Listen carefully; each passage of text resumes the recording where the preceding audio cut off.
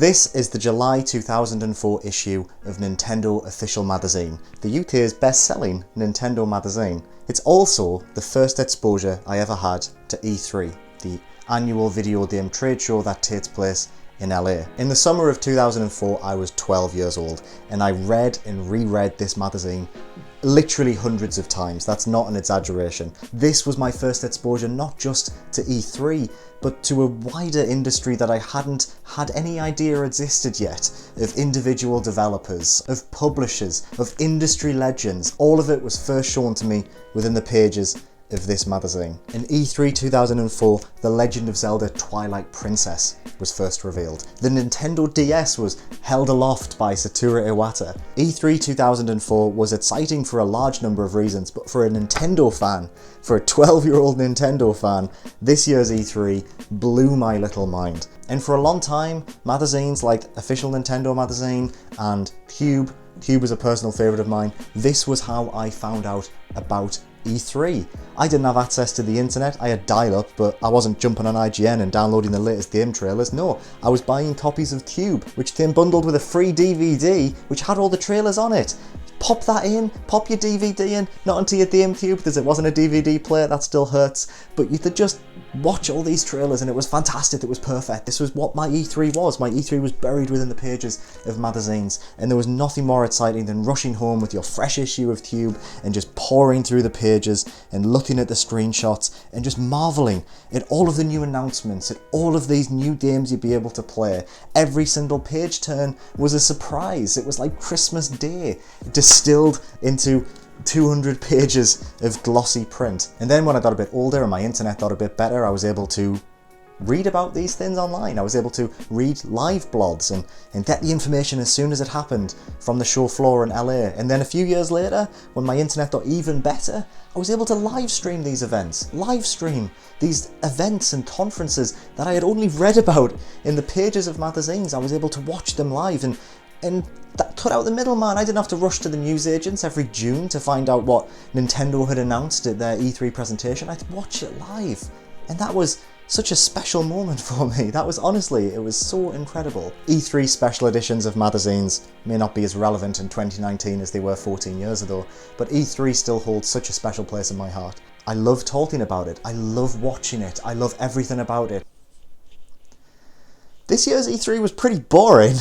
With new hardware from Sony and Microsoft confirmed to be launching Q4 2020, this year's E3 was the most reserved it's been since 2012. Every company who held a presentation at the show were clearly treading water, attempting to still wow an expectant audience whilst holding their next-gen cards tightly to their chest. It's precisely the reason why Sony didn't show up at all, for the first time since E3 began 24 years ago in 1995. Certain that to go to E3 with nothing was worse than not showing up at all. To be honest, after spending the last few days watching the shows in order to write this video, I think the few other publishers should have taken Sony's lead and stayed at home as well. If there was any kind of consistent thread that ran between every presentation, it was this: next gen is coming, and publishers aren't ready to talk about it yet. It was painfully obvious from the way that every game that received a gameplay demonstration was either coming out before the end of 2019 or, more tellingly, in March 2020, a month which typically marks the end of the current fiscal year. Publishers, keen to demonstrate strong sales figures to their investors at their annual sales calls next April, are looking to push out any remaining current-gen games before the year ends. Wiping the slate clean before the arrival of new consoles inevitably results in stronger profits. It was obvious too in the way that most new IPs or sequels were announced with pre-rendered trailers that lacked any concrete information regarding gameplay, release dates, or, most importantly, any indication of what consoles they're expected to launch on. This happens. Who remembers in 2012, when Microsoft, months away from their disastrous Xbox One reveal, spent E3 showcasing their new tablet app and a new fitness service for the then aging Xbox 360. The E3 before a new console generation is always the most tedious, a muted calm before the electrically charged storm that will be next year's show, where major players in the hardware sector will showcase first-party titles and third-party publishers will stuff their presentations to the brim with brand new ideas and exciting new entries into pre-established franchises. I actually spent this year's E3 in a caravan in Yorkshire, without internet, enjoying the rare and blissful sensation of being completely disconnected from the online world. I felt, quite frankly, at peace with both myself and my existence, even when I was being eaten by a building with a face. But good things never last, and I've spent the last few days catching up on the stinking cesspit that is the Electronic Entertainment Expo, subjecting myself to watching hours of awkward executives in business casual outfits talking about their latest digital toys to thousands of screaming idiots. I'd be lying if I said that, even despite the low-key nature of this year's show, that I didn't love every single cringe-filled second of it. So I'm here today to tell you my highlights of E3 2019. I'm going to run through every show one by one, offering opinions and commentary on the bits I've deemed to be the most interesting. That's right, I'm 1 week late to the party, and I'm not even doing anything unique with the format. That's what you've no doubt come to expect from me, your video game loving dad, someone with his finger so firmly placed on the pulse of the industry that he spent the most important 3 days of the year in a caravan drinking cheap ales and watching Love Island. I mean shit, start the video!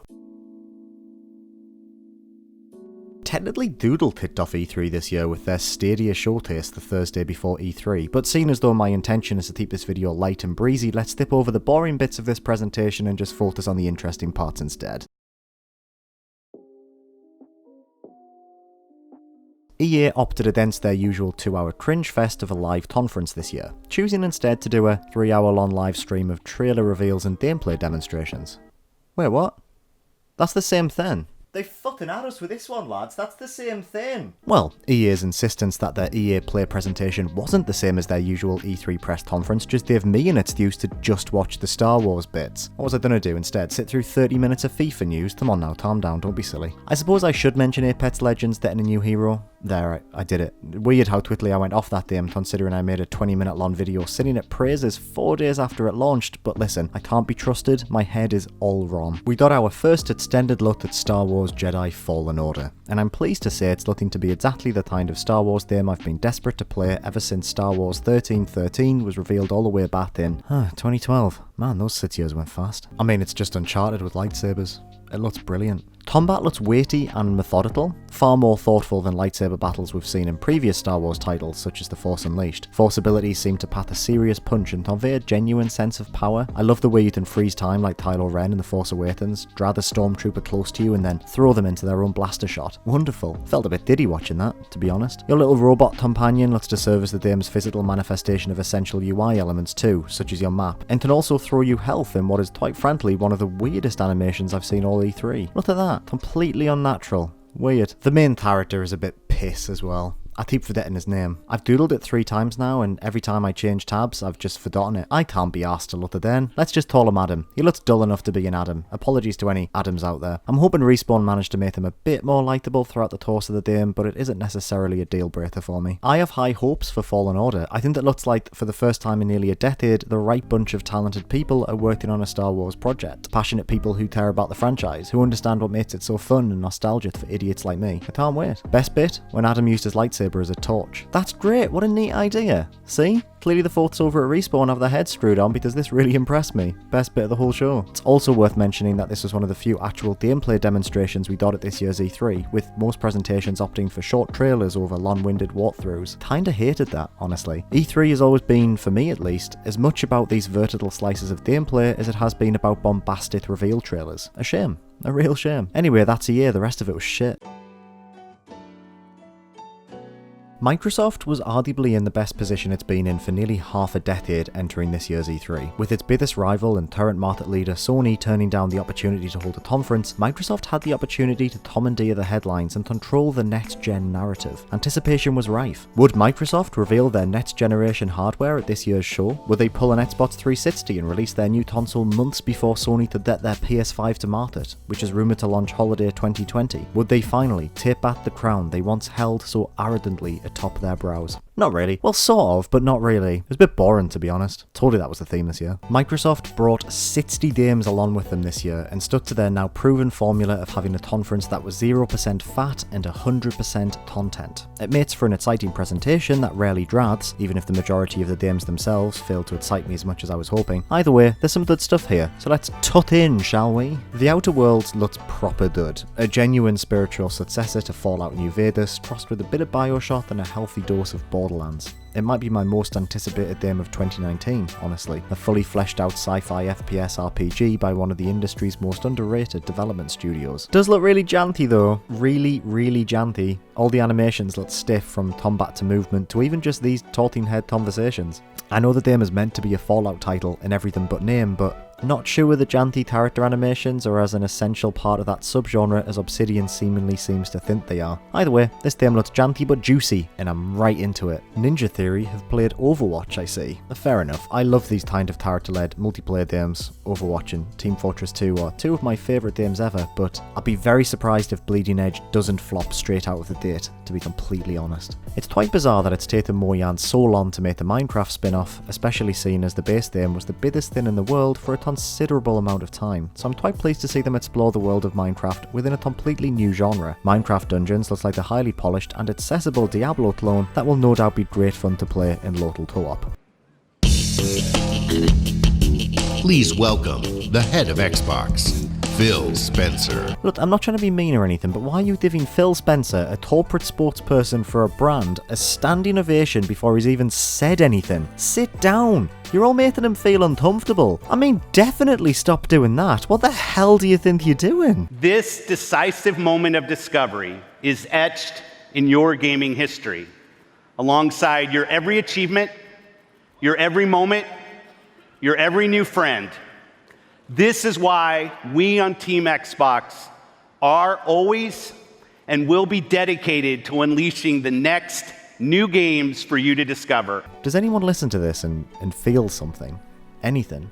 I find it so disingenuous. You're selling me digital toys. What are you even on about, Phil? Just get up on stage and say, "Oh, hi, look, we've got some nice, lovely games for you. Come and have a look." You're like 20 years too late on this one, but sure, whatever, you do you. Is it fair to say that Cyberpunk now holds the honour of being the most highly anticipated game of the generation? It feels like the excitement surrounding this ambitious sci-fi RPG by Witcher 3 developers CD Projekt Red is as feverish as the hype that surrounded Grand Theft Auto 5 in the run-up to its launch towards the end of the last generation. People are desperate to play this game, and believe me, I totally get it, it looks great, but I reckon people need to temper their expectations a bit for this. This trailer was completely fine, but why wasn't it a gameplay demo? Why wasn't it even just a gameplay trailer? I mean, maybe the developers are being purposefully coy for marketing reasons, but I'm not sure. No playable build on the show floor either? It's strange. It's probably going to be great, but I'd be very surprised if it lives up to its promise. I just think that might be a bit, never mind, Keanu Reeves is in it, he's not a robot arm, and he's a spooky digital ghost that lives in your character's head. I take it back, butter me up, slip me in the disc tray, I want to live in Cyberpunk land. Now the real Keanu's on stage. Oh, he's lovely, isn't he? He seemed genuinely shocked by the audience's reaction too, which was nice. Also, this. You play as an outlaw, an enhanced mercenary working in the sleazy underbelly of the city. Yeah. Okay, but let me tell you, the feeling of being there, of walking the streets of the future, is really going to be breathtaking. You're breathtaking. You're all breathtaking.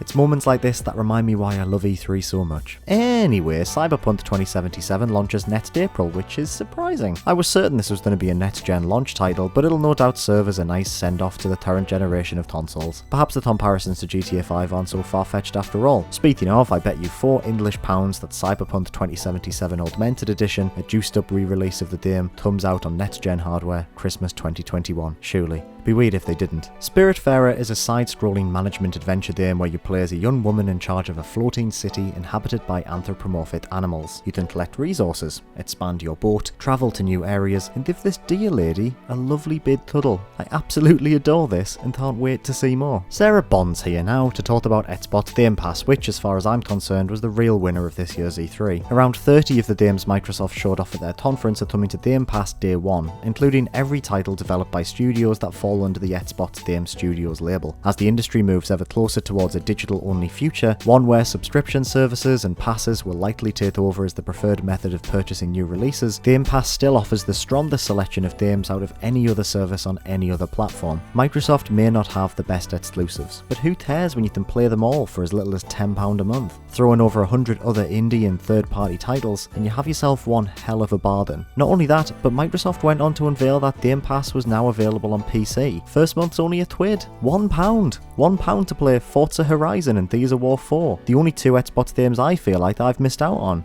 It's great stuff. There was a theme throughout this year's E3 that focused on this concept of accessing your library of games regardless of device or location. Seeing as though this year's show was absolutely a winding down year, I think it's very telling that the corporate message that ran throughout E3 was setting the stage for a future where streaming and subscriptions is a core feature of next-gen systems. I suppose we'll just have to wait 12 months to see what's planned, but it makes me nervous, I won't lie. A streaming or subscription-only future feels detrimental to an industry so focused on profit, one that often results to exploitative monetization techniques to keep shareholders at bay. If no one is buying games at £60 a pop anymore, and are instead accessing a library of hundreds of games for less than a tenner a month, what kind of microtransactions are publishers going to resort to in order to recoup their losses? Is it worth the convenience gained from a subscription-only future? Only time will tell, I suppose. At the end of the day, games aren't cheap to make, and the people who make them still need to put food on the table. Still, Game Pass is cool. I like it a lot. I'm aware that I'm part of the problem. Pipe down. Continuing their spending spree from last year, Microsoft have bought Broken Age and Psychonauts developer Double Fine. Good for them. Personally, I think Microsoft's strategy of buying up smaller but incredibly talented studios in order for them to make first-party titles for their next-gen console is a very smart move indeed. Psychonauts 2 is shaping up very nicely as well. Good stuff. 12 Minutes, a Groundhog Day-style interactive thriller about a man stuck in a time loop that appears to be set entirely within the apartment he shares with his partner, looks phenomenal. I love stories about people stuck in a time loop. There should be more games about people stuck in a time loop. Why did I write time loop so much for this bit? Way to the Woods, a game about two deers that explore what appears to be a post-apocalyptic world, looks completely delightful. You have magic antlers. You can just headbutt the shit out of things.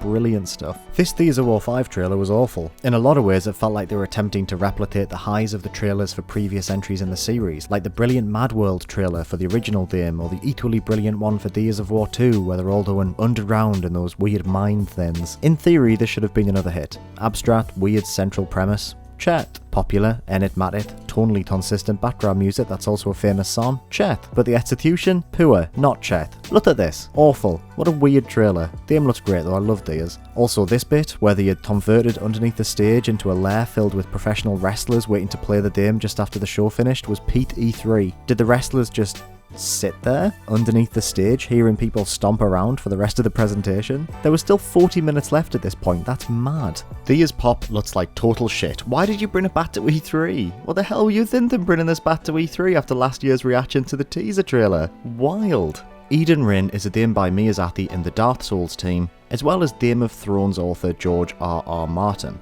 I feel like I need to mention this, but I mean, alright, it's just a CGI trailer. Fair enough. Now it's time for Microsoft to reveal their next-gen console. Like I said, this was Microsoft's chance to get one step ahead of Sony to beat them to the next-gen starting line by unveiling their plans for the future of Xbox. So let's take a look at Project Starlet. Oh, it's just people talking about the concept of it. Including this guy, with just the most incredible facial hair. Just a beard, no goatee, just a beard. Is that beard rendered via next-gen ray tracing? What is ray tracing?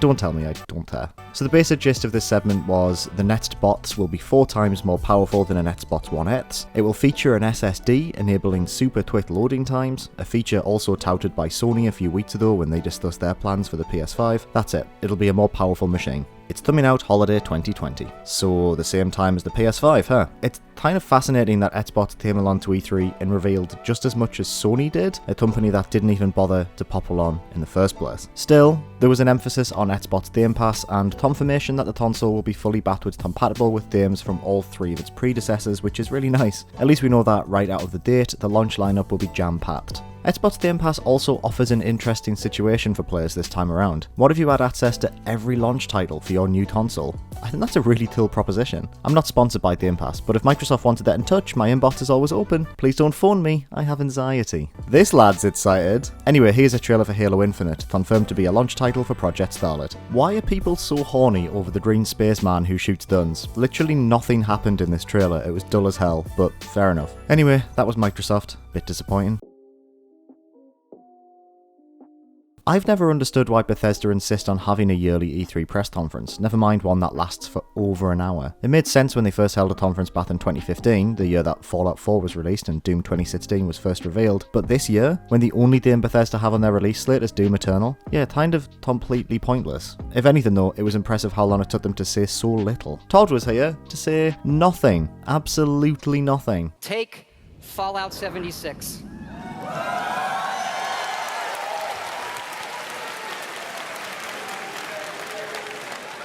A type of game we'd never done before. Had a lot of difficulties at launch. No shit, mate. That's right, that's right. Human NPCs are coming to Fallout 76. Oh, come on.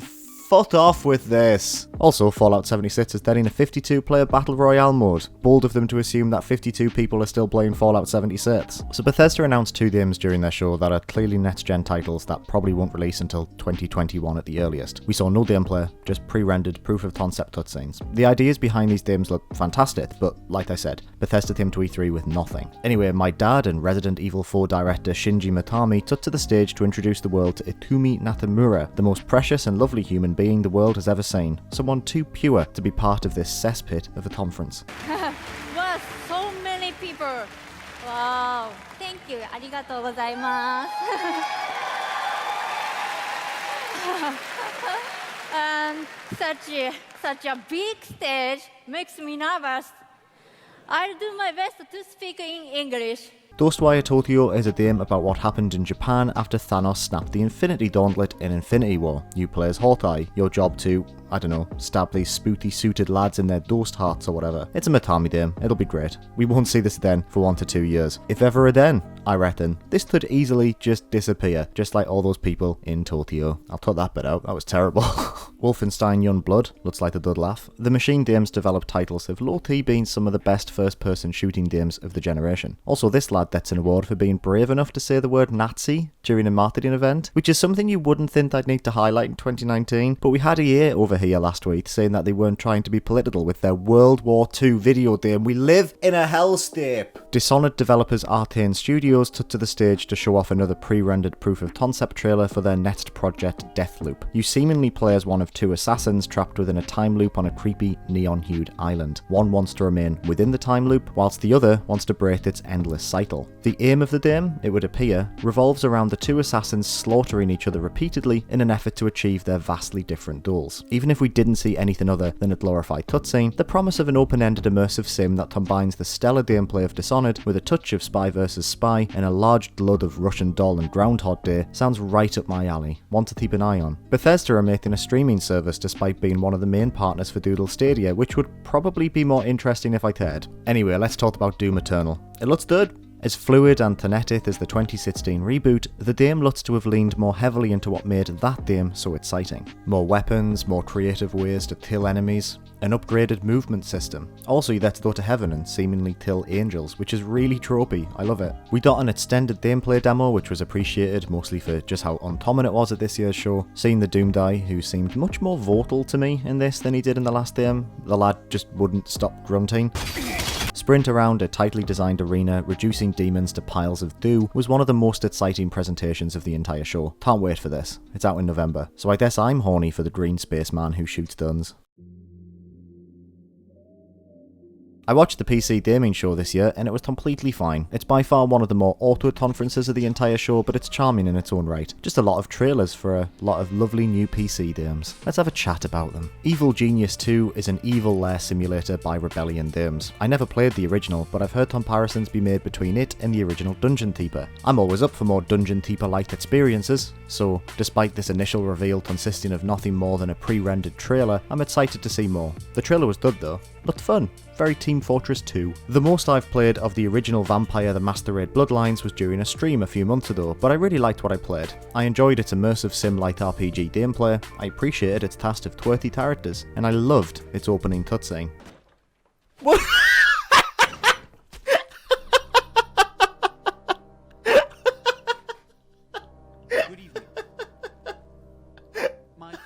Vampire 2 looks to be a worthy successor to the 2004 cult classic. It's visually stunning, for starters, and looks to be as open-ended and mechanically engaging as the original. A follow-up gameplay demonstration was also released later on during the show, and although the PR rep controlling the game was seemingly very unwell, the game itself looks fantastic. Also, your character dances like this. Finally, a video game character I can relate to. Don't Starve developers Clay Entertainment showed off a gameplay trailer for their upcoming death-building roguelite Griftlands. The game looks very similar to other games in the genre, such as Slay the Spire, where a randomly drawn hand of cards from a customizable deck serves as your combat abilities. With the twist here being that a similar set of cards can be used to conduct peaceful negotiations with NPCs as well. It looks as gorgeous as every other game Clay have made over the past half a decade, and it's out next month. Lovely stuff. Planet Zoo is to Zoo Tycoon what Planet Toaster was to Roller Coaster Tycoon. It looks set to offer a delightfully laid-back management experience, similar to the one provided by the game's theme park-focused predecessor. All the animals look stunningly detailed, and the emphasis here seems to be on conservation over straight-up locking up bears in glass boxes. Bears are majestic, beautiful creatures. They are my furry children, and they don't deserve to be locked within prisons constructed by man. So that's nice. I know everyone's really excited for Shenmue 3, but I mean whatever. I won't be rude.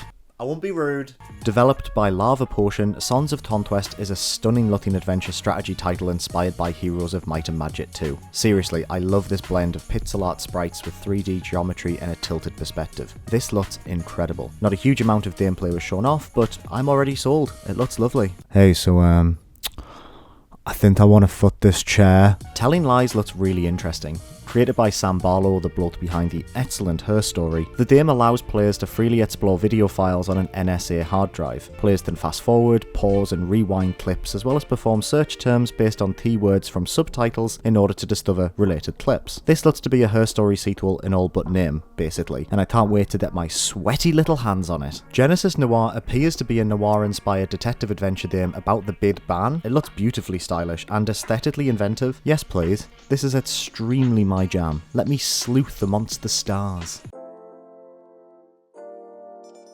Ubisoft conferences are often my highlight of every E3. More so than any other company at the show, Ubisoft take pride in putting on a performance that's as exciting as it is self-aware of how ridiculous the whole song and dance really is. Not as, you know, self-aware as Devolver, but that's probably a good thing. It's a shame then that, keeping with the trend of other presentations, Ubisoft's E3 showcase was light on content and, on the whole, pretty dull. Not even Miyamoto showed up, which was a crying shame. I was hoping him and Eves having a little tuddle on stage would become a permanent fixture, but I suppose if there's one thing E3 is always consistent in achieving, it's disappointing me. Oh, who left a window open? A bird managed to get in here! I liked Watch Dogs. Although the original game was understandably shit on by press and fans alike for over-promising in its initial reveal trailer compared to what was delivered in the final product, I think the series has gone on to establish itself as one of Ubisoft's finest, albeit potentially its most overlooked. Watch Dogs 2 was a stellar open-world action game packed to the brim with really smart ideas, so I'm really excited for Watch Dogs Legion. Set within a post-Brexit London that Ubisoft will no doubt insist has no political subtext whatsoever, frustratingly, the game allows players to recruit a team of procedurally generated NPCs to help them overthrow the game's authoritarian governing force. The gameplay demo Ubisoft showed off at the start of the conference was, quite frankly, staggering. The concept of a game without a central protagonist, replaced instead by completely random characters you recruit along the way who can be killed permanently at any point but are still able to communicate a clear and cohesive narrative through full, albeit slightly dodgy, voice acting, is fascinating. I'm still not entirely convinced this system is going to be as open-ended and as procedural as the demo implies it will be, but I mean, with Clint Hotting involved, the mind behind the excellent Far Cry 2, I'm pretty optimistic. This might end up being one of the biggest surprises of next year. It's just a shame it's launching in the same month as Cyberpunk 2077, which feels like a really, really bad move. I'd be surprised if this doesn't get delayed until later on in the year as a result of that. Still, I can't wait to have a wander around this stunningly accurate digital version of London. exploring locations I genuinely know from the real world, playing as an 80-year-old assassin. This might be one of my favourite games from the show, you know. It looks great. Matt from It's Always Sunny in Philadelphia is here to show off his new TV show that looks awful. Every single conference really scraped the bottom of the barrel for content this year, huh? It's a real honor to be here with you guys today. Thank you. I love you too. Stop it! I don't have anything interesting to say about those three on Breakpoint because it looks boring, but Ban the dog? Good to be here. This is Bam Bam the dog. Thank you for having me. Bane? Whatever this dog is told, it's the best thing to happen at E3, and it gets my award for Best of E3, because he sat there so calmly, despite thousands of people screaming at him, and he's just the best, and I love him dearly, and I would die for him. I'm not being dramatic, I would die for Ban, but what's he called? So I'm pleased to announce a brand new community program that will allow you to express and share your passion. Welcome to Ghost Recon Delta Company. Imagine applauding a community program. Imagine. It's been 10 years of Just Dance, so now there's a load of people on stage dancing, because I guess this is just a permanent fixture of Ubisoft's E3 presentation, and wait a minute, this game is coming out on the Wii. They're still releasing games for the Wii. Is that the Wii? That's incredible. A Ubisoft-only subscription service for $15 a month. Who the hell is going to pay for this? Ubisoft ended their show with a trailer for Gods and Monsters, an open-world RPG clearly inspired by Zelda Breath of the Wild and developed by the team behind Assassin's Creed Odyssey. The trailer looked nice, but I mean it was just another pre-rendered proof of concept, so like, alright. No Splinter Cell. Again. Shame. Pretty dull. Square Enix, like Bethesda, is another company I'm shocked still insist they rot up to E3 every year in order to put on an hour-long presentation despite having little to actually show off. This year, Square Enix brought along two highly anticipated titles to the conference, the long-in-development Final Fantasy VII Remake and the previously unseen Avengers game by Tomb Raider developers Crystal Dynamics. Final Fantasy VII Remake looked phenomenal. The game's combat system, which combines that of a classic turn-based JRPG with the real-time action seen in Kingdom Hearts and Final Fantasy XV, looked dynamic and exciting. Watching the game in motion, thanks to the extended gameplay demo we were shown during the presentation, was quite simply incredible. The game is shaping up to be something very special indeed. I could have done with a little more confirmation from Square about how many installments the game will consist of, though. Although it's great to hear that the first part will contain enough content to justify the game shipping on 2 Blu-ray discs, how long will it be before the next part is released? Surely at this point, part 2 will be a next-gen title, right? Anyway, it looks great and it's out next year, which was a nice surprise. Also, this reaction to Tifa?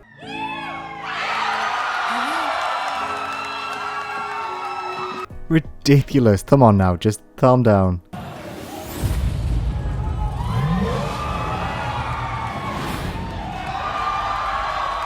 Stop screaming at special editions. Outrider is a new shooter by Bulletstorm developers People Can Fly. Although no gameplay was shown, it looks to be a dark and gritty romp through a sci-fi world populated with weird-looking aliens. Also, maybe your character has Destiny-like powers?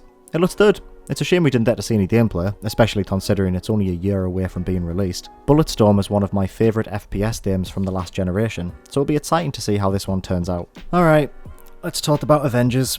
I've been really excited to see this game for the first time. Crystal Dynamics are a super talented team, and the idea of a Tomb Raider style third-person action game set within the Marvel universe was a compelling one to say the least. Square Enix did a horrible job of showing off this game. For starters, everything looked completely off. I'm not just talking about this bunch of MCU doppelgangers, although we'll circle back to these in a second, I just mean the entire game looks washed out and gross. The colours looked wrong. The whole game looks bland and anemic. The lighting looks weird. I can't put my finger on what the problem is exactly, which makes me think the entire thing is just wrong. Anyway, let's talk about the characters. Now, I never expected the characters to look like their MCU counterparts. In fact, it would have been pointless, I think, to recast actors like Robert Downey Jr. and Scarlett Johansson. Last year, Insomniac's Spider-Man proved that realistic-looking video games can still tell their own stories and offer fresh interpretations of characters fans are used to seeing on screen. But this is weird. For starters, it's too realistic, I think. Whereas Spider-Man PS4 blended a semi-realistic world with a subtly cartoonish aesthetic, Avengers looks like it's leaning into realism too heavily, resulting in these characters that looked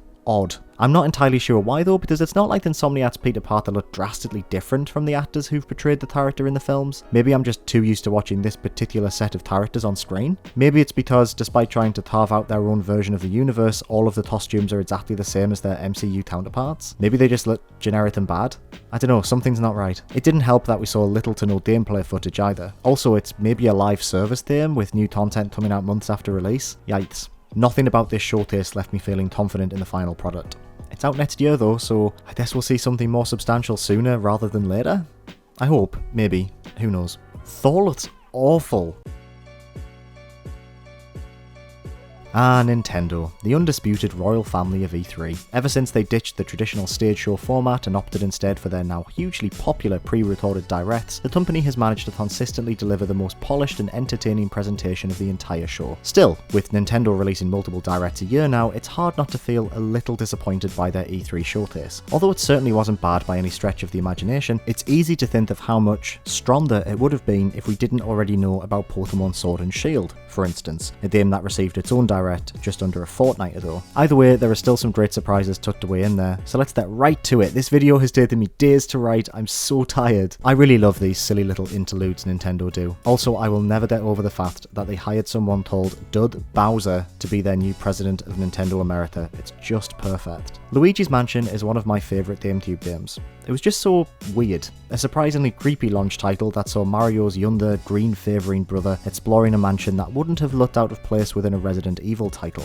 The sequel never quite managed to capture the same atmosphere of its predecessor, taking a far more cartoonish approach to the concept, but the third entry looks to be doing a lot of things right. The game takes place in one huge hotel instead of multiple mansions, for example, and the return of special boss ghosts is a welcome one. Also, you can just batter the shit out of ghosts now, which is lovely. I can't wait for this. Luigi is my boyfriend. I love everything about the Link's Awakening remake. It is precious and pure, and it's out this year, and it makes me want to cry. Thanks. I can't believe they've ported The Witcher 3 to the Switch. I mean, fair play and everything, but yeah, can't imagine this running amazingly well, but then at the same time, who cares? The more people who get to play this, the better. Alright, so they're porting Resident Evil 5 onto the Switch. That's cool, whatever. I actually liked it better than most people do. I don't think it's as bad as 6, but this one section of the trailer really bothers me. The split screen in Resident Evil 5 is proper piss. The way they split the screens up into these tiny little squares leaves the game practically unplayable even on a 55-inch TV. Who in their right mind is going to play this whole game in handheld mode like this? It's ridiculous. Tap Tom to me, I need a word. Why is Resident Evil 4 30 quid on the Switch? Don't you run away from me. I think the trailers for Astral Chain don't do it enough justice. The extended gameplay demo Platinum Games gave on the Nintendo Treehouse livestream after the direct showed off the game in more detail, and it looks fantastic. Astral Chain is basically LA Noire crossed with Nier Automata, where you play as a member of the police with a chain that has an invisible demon attached to it. Holy shit, I want this game so badly. Alright, this is the big one. Animal Crossing New Horizons looks like everything I've ever wanted from an Animal Crossing title. This time around, you set up shop on a deserted island, placing your tent wherever you want before farming, collecting resources, and building houses for your animal neighbours. There's a crafting system. You can place furniture outside. You can lay down paths between houses. It looks stunning. An extended demo shown after the direct reveals things like the progression system, where points and rewards are given via your new nut phone. A nut phone? Is anyone else hearing this? A nut phone? It's out next March, and honestly, it can't come soon enough. This is my most anticipated game of next year, easily. I can't wait to live my new life on an island of my own design. So there were 2 DLC characters announced for Super Smash Bros. Ultimate during this direct, but the only one worth talking about is Banjo-Kazooie. A perfect addition to the game and a superb trailer to boot. Sakurai, please keep making these bait and switch Donkey Kong trailers, they're hilarious. Holy shit, this came out of nowhere. A Breath of the Wild sequel that looks to be what Majora's Mask was to Ocarina of Time. A dark, sinister follow-up that subverts both the themes and gameplay of the original. Sign me the fuck up. Also, let me play as Zelda. I don't know if this is what the trailer was implying, but do it, you cowards. This was the best way to end what was, honestly, a very boring and reserved E3. Nintendo, once again, ignoring the trends and direction of the industry as a whole and continuing to do what they do best. Refusing to put SNES and GBA games on the Switch. Nintendo, come here. I want to word with you as well. Stop running. So there we have it, a long look at all of the best bits of E3 2019. It may not have been the most interesting E3 of recent years, but I still reckon it delivered exactly what I've came to expect from the show. Disappointment. Alright. Looking through these old magazines has been a real nostalgia trip for me. I remember reading this page repeatedly for weeks on end, just being fascinated by the concept of this handheld that had 2 screens. I don't know. We grow up, don't we? And a little bit of us dies when we do so. Total side note, does anyone else remember these pages in magazines where you could text off to their background pictures or video games or polyphonic ringtones? You remember these? These were fascinating. Where it would cost you like £2 to the Hey Ya by Outkast and you're not here. Different time. £1.50 each, I apologise. I apologise to fans with a Z. Different age. I love looking through old magazines. It's fascinating to me. Thank you so much for watching this very delayed E3 video. I wasn't here, like I mentioned, and you don't watch this for up-to-date stuff. If you do, then I really missold what I am to you, didn't I? We're very close to, I say we, I mean me, I'm very close to 1,000 subscribers. So if you could subscribe to this channel, if you enjoyed this video, that would be fantastic. You can also like, you can also share, and why don't you leave a comment telling me what your highlight of E3 2019 was. Was it Keanu Reeves? Was it the dog? Was it Banjo-Kazooie in Smash? I can't remember what else there was. I've just finished recording the script. I should remember more from E3 than I already do. Thanks for watching, bye!